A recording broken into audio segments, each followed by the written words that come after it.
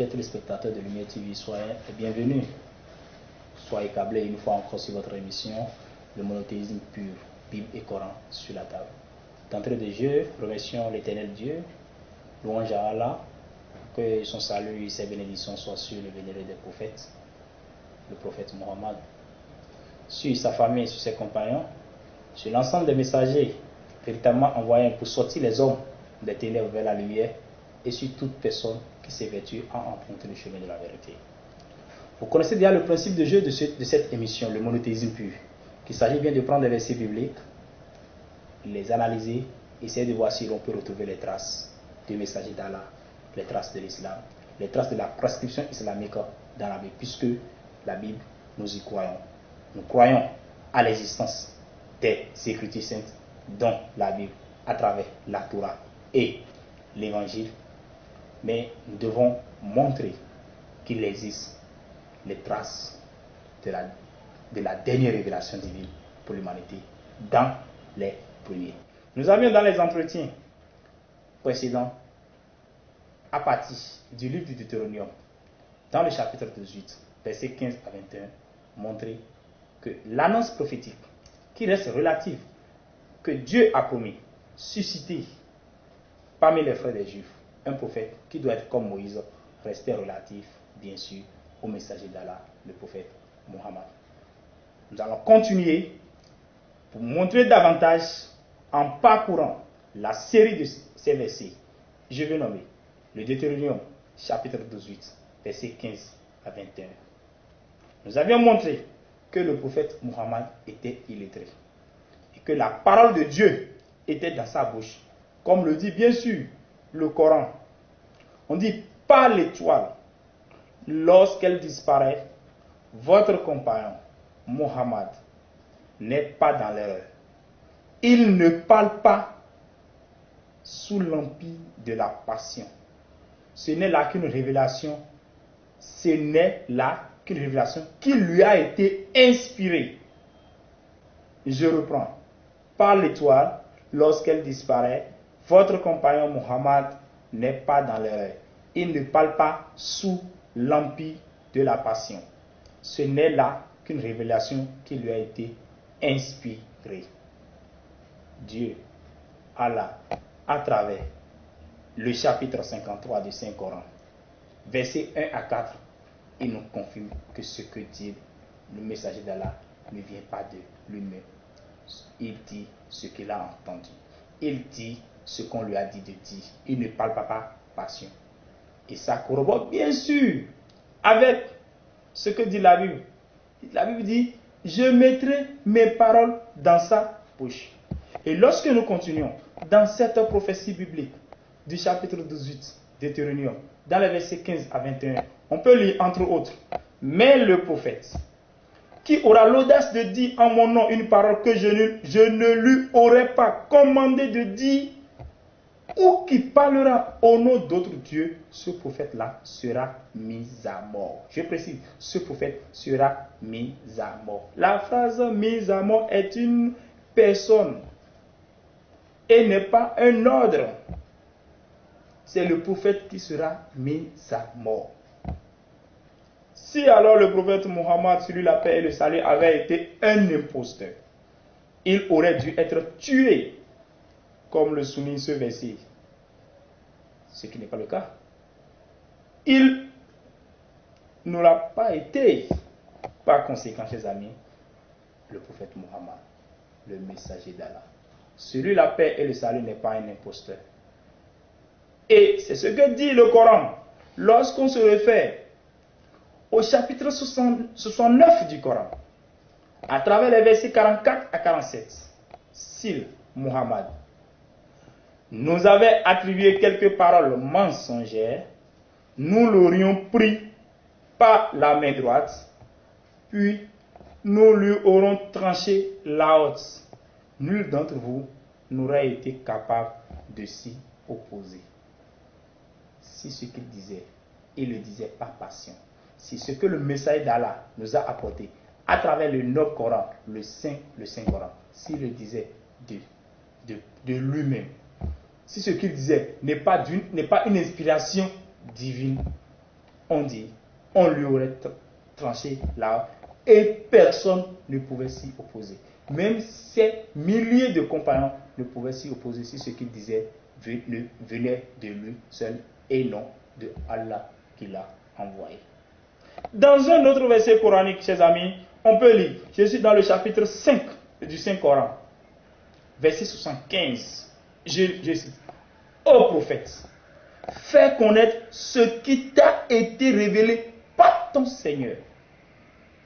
Si tu ne le fais pas, tu n'auras pas fait connaître son message. Dieu te protégera des gens. À travers ce verset, qu'est-ce qu'on dit? Dis-le ce qu'on t'a dit de dire.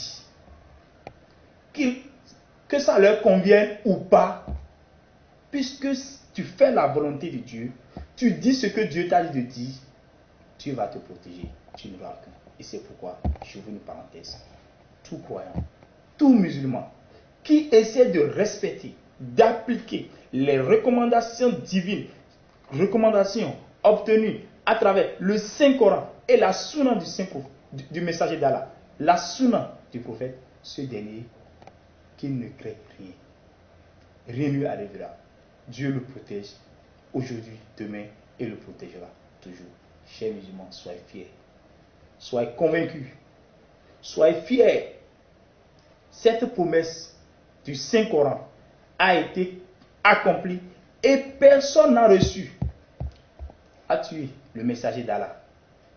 Bien qu'il eût de nombreux ennemis, ce n'est pas un secret pour personne. On dit l'enfant grandira dans le désert et deviendra un tireur d'Allah. On parle d'Ismaël.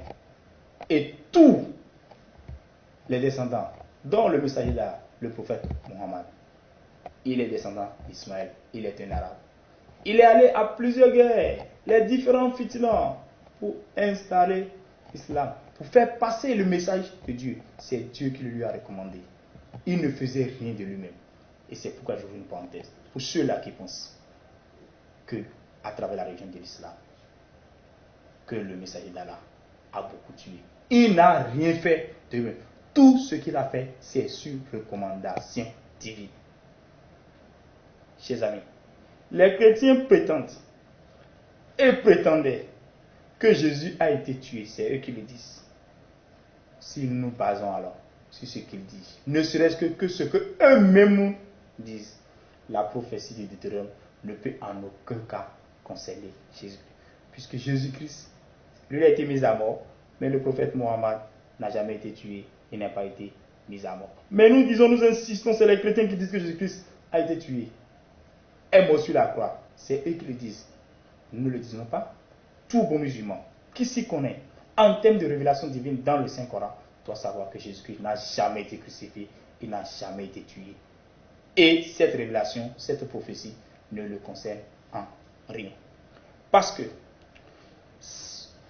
si un chrétien pense que Jésus-Christ est concerné par cette prophétie de Deutéronome 12, verset 15 à 22, soit Jésus est un imposteur et non pas un vrai prophète. Puisqu'on a dit ce dernier doit être mis à mort, puisqu'il fut tué comme le prétend. Soit alors Jésus a été tué tout en étant un vrai prophète, ce qui nous amène à conclure en revanche que ces versets du Deutéronome ne le concernent pas.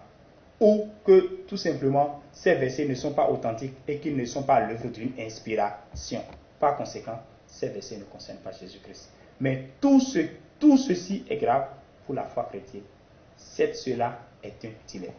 Mais lorsqu'on se réfère au Coran, le Coran donne une explication qui résout cette controverse. Jésus n'a pas été tué, mais élevé au ciel. Un autre fut crucifié à sa place. On peut voir dans le chapitre 4 du Saint-Coran au verset 157. Et à cause, je peux lire, et à cause de leurs paroles, nous avons vraiment tué le Christ, Jésus, fils de Marie, le messager d'Allah. Or, ils ne l'ont ni tué, ni crucifié, mais ce n'était qu'un faux semblant. Et ceux qui ont discuté sur son sujet sont vraiment dans l'incertitude. Ils n'en ont aucune connaissance certaine. Ils ne font que suivre des conjectures et ils ne l'ont certainement pas tué. mais Allah l'a élevé vers lui. Et Allah est puissant et sage. Selon les faits coraniques, le problème est résolu. Le texte relatif à la prophétie biblique annonçant l'arrivée d'un prophète parmi les frères des Juifs, un prophète qui doit être comme Moïse, reste authentique.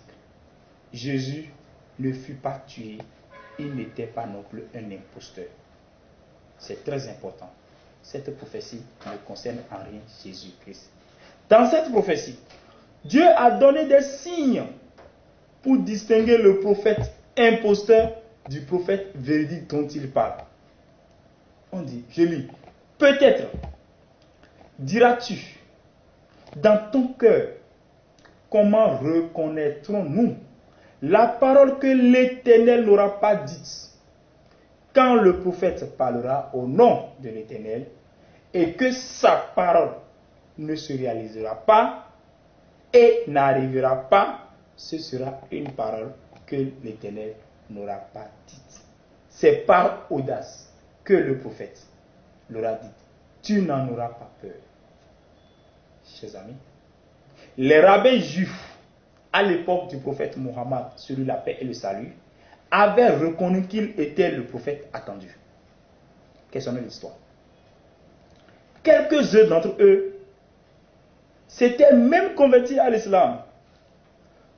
D'autres avaient préféré s'obstiner dans leur incrédulité, comme l'avait fait Caïphe, le souverain sacrificateur des Juifs vis-à-vis de Jésus. Bien qu'il eût reconnu que ce dernier était un prophète, tout le monde peut aller lire. Dans le chapitre 11 de l'évangile de Jean, versets 49 à 52. Cependant, une petite objection pourrait être soulevée. Elle est suggérée par la proposition. C'est très important. On dit du milieu de toi. Le verset 15 dit du milieu de toi. Cette formule, au contraire, corrobore ce que nous voulons établir, car le prophète Muhammad, après avoir passé une dizaine d'années à la Mecque, où il prêcha, quitta cette ville pour s'installer à Médine. Dans celle-ci, il y avait 3 grandes tribus juives qui avaient émigré en Arabie. Peut-être, bien sûr, après les persécutions romaines. C'était les Banu, les Nadi, les Banu Kwarja et les Banu Kaunuka. En outre, dans la région de Médine, il y avait les Juifs de Kaïba. Plus loin, ceux de Taïma. C'est très important. Par ailleurs, nous tenons aussi à rappeler ici, lorsque l'on consulte les documents de la même hôte, les Écritures insistent sur les sectaires de Qumran à s'installer au désert pour préparer le chemin du Seigneur. Il nous semble que l'émigration des Juifs en Arabie, ou du moins une partie d'entre elles, se serait réalisée dans ce but. Les Juifs, en effet, avaient contribué aussi, il faut le rappeler, il faut insister, sur la conversion des habitants arabes païens de Médine en leur parlant d'un prophète qui apparaîtra bientôt. Les Juifs, les exégètes chrétiens le savent. Ils connaissent bien cette prophétie.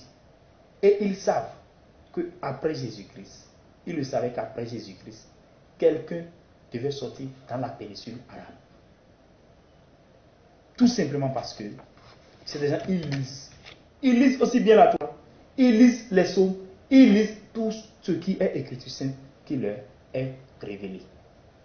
Et l'annonce prophétique, cette prophétie du Deutéronome 18, au verset 15 à 22, inscrite dans la Bible, n'est rien d'autre que la confirmation, la concrétisation de la promesse de Dieu à Ismaël. Parce que jusqu'à nos jours, toute personne qui pense un tant soit peu que le messager d'Allah, le prophète Mohammed, sur lui la paix et le salut, descendant d'Ismaël, à qui Dieu a promis une multiplication à l'extrait, une fécondation à l'extrait, une expansion. Ceux qui le croient, ceux-là se trompent. Qu'ils me disent de toute l'histoire de l'humanité, mis à part la révélation, le livre, l'Écriture sainte que nous avions reçu chez Moïse, les sceaux de David, l'évangile de Jésus-Christ, dans quelle région nous avons eu quelqu'un sorti pour dire moi, je suis inspiré de Dieu? Dans quelle région nous avons dans quelle région nous avons une grande religion sortie avec un messager d'Allah pour dire je suis le prophète, je suis l'envoyé de Dieu, si ce n'est pas en Arabie, si ce n'est pas parmi les Arabes? Et toute personne qui lit l'histoire de l'humanité sait que on a commencé par s'intéresser à cette communauté d'Arabes, à cette grande région, la péninsule arabique, à partir de l'avènement du prophète Mohammed, le messager d'Allah. Sur lui, la paix et le salut. Tout le monde a fait ça. Et les Juifs savaient, ils savaient que quelque chose devait sortir dans cette région, parce qu'ils ont lu. Dieu leur avait dit, vous m'aviez rendu jaloux, je vous rendrai aussi jaloux. Et ce n'est pas terminé lorsque Jésus-Christ est venu. Parce que j'insiste, parce que quand tu prends les chrétiens, nos différents pasteurs, qu'est-ce qu'ils font? Pour expliquer ces versets, pour expliquer les versets d'Isaïe, ils nous montrent à travers leur enseignement à eux que cette prophétie ne parle que de Jésus-Christ. Et ils ont des arguments pour convaincre les uns et les autres. Ils ne convainquent que les ignorants. Dieu a dit, il dit, mon peuple souffre par défaut de connaissance. Ça veut dire quoi? Nous ne lisons pas. Aussi bien les chrétiens que les musulmans, nous ne lisons pas. Lorsque dans les lycées et collèges, les chrétiens viennent partager les petits livrets qu'on appelle souvent le Nouveau Testament, les amis musulmans ne prennent pas. Comment est-ce que tu peux faire comprendre l'islam à un chrétien qui a sa Bible dans sa main sans pour autant comprendre ce qui est dans sa Bible? Prends la Bible, lis du Nouveau Testament, de l'Ancien Testament au Nouveau Testament, tu verras. Le prophète Mohammed, sur l'appel au salut, a été annoncé bel et bien dans Genèse, Deutéronome, Isaïe. Et à travers l'enseignement de Jésus-Christ, j'insiste, il dit, le royaume des cieux vous sera arraché et sera transmis à une autre nation qui en produira les fruits. Et en se focalisant, bien sûr, sur ce qui est écrit dans l'Ancien Testament, dans Psaume 122, verset 18, il dit, la pierre qu'ont rejetée les bâtisseurs est devenue la principale, celle de langue.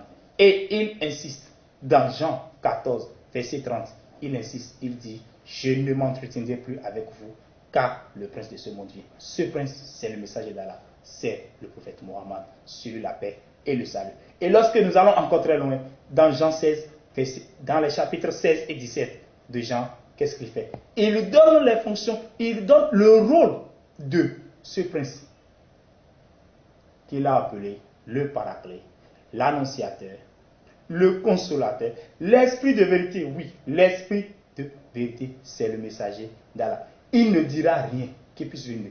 Il dira ce qu'il aurait entendu. Il parlera, il entendra. Ce n'est pas l'Esprit Saint.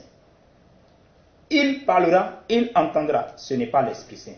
C'est l'esprit de vérité. C'est un homme. Jésus dit, j'ai encore beaucoup de choses à vous dire. Il vous dira tout ce que je n'ai pas pu vous dire. Ce n'est pas l'Esprit Saint, puisque l'Esprit Saint, il était là avant Jésus. Il était au temps de Jésus et il sera après Jésus-Christ. Et cet Esprit Saint est avec nous sur ce plateau d'émission. Il est là. Il est toujours là. Ce n'est pas Jésus qui va l'envoyer. Il était là avant même Jésus-Christ. C'est lui qui s'est rapproché de Joseph. Il dit, prends ta femme. L'enfant, elle est en état. L'enfant qu'il porte a été conçu du Saint-Esprit. Jésus-Christ est conçu du Saint-Esprit.